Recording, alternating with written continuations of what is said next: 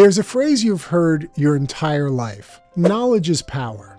Sounds right, feels right. It's been repeated for generations. But what if I told you it's not actually true? Not by itself, because knowledge on its own is useless.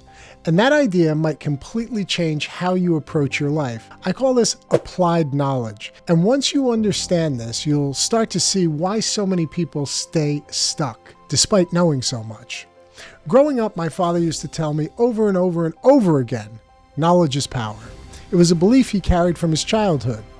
Growing up, he had the belief that education was the path to a better life. And it makes great sense. And on the surface, it's perfectly logical. The more you know, the more capable you are. But here's the problem. If knowledge alone were power, then most successful people in the world would simply be the most educated. And we know that's not true. You've met people who know many things. They have degrees coming off the end of their business card. They can quote facts, they can explain concepts, they can dominate a trivia game. And yet they're stuck. Many of them are broke. Financially, they're not doing well. Professionally, they're not doing well. Personally, they're not doing well. So what's missing? Action. Because knowledge only becomes power when it's effectively applied. Let me give you an example. You can study engineering for years. You can understand every principle, every formula, every concept, every calculation, but until you actually build something, design something, create something, that knowledge has no impact on the real world. There's no bridge, there's no structure, there's no building, there's no result. The same is true in every field. What power does a surgeon have who spends years learning anatomy, studying physiology, procedures, technical ability, understanding the human body, but then never operates on a patient? Believe it or not, there are surgeons like that out there, many of them. What power does that person have? The answer is none. Essentially none. And this is where most people get it wrong.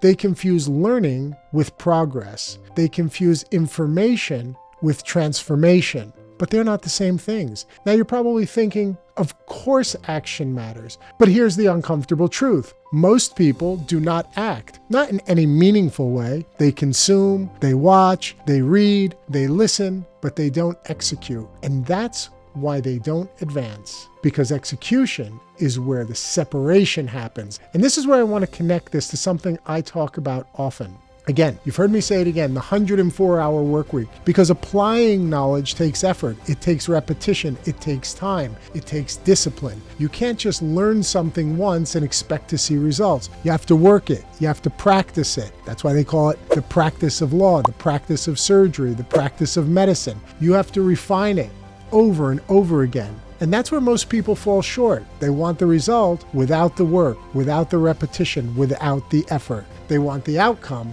without the process. But there's no shortcut. There never has been, and there never will be. When I went through my training, college, medical school, general surgery, cardiac surgery, the hours were long, 110 to 120 hours a week, and they were difficult. And that wasn't considered excessive. It was considered necessary because mastery requires immersion. You don't become great by dabbling. You become great by committing. And here's the part most people don't understand. That process doesn't just build skill. It builds you. It builds your discipline. It builds your character. It builds your endurance, your resilience, your ability to perform under pressure, your ability to perform when you don't want to perform. And those qualities are what ultimately creates success. Not just knowledge, applied knowledge, directed effort, sustained execution. So when you hear knowledge is power, remember this. It's only true if you act on it. Otherwise, it's just potential. And potential means nothing without execution. So ask yourself, what do you know right now that you're not fully using? What have you learned that you haven't really applied? What skills, what ideas, what opportunities are still sitting unused? Because that's where your advantage is. Not in learning more, but in doing more with what you already know. That's the shift. That's the difference.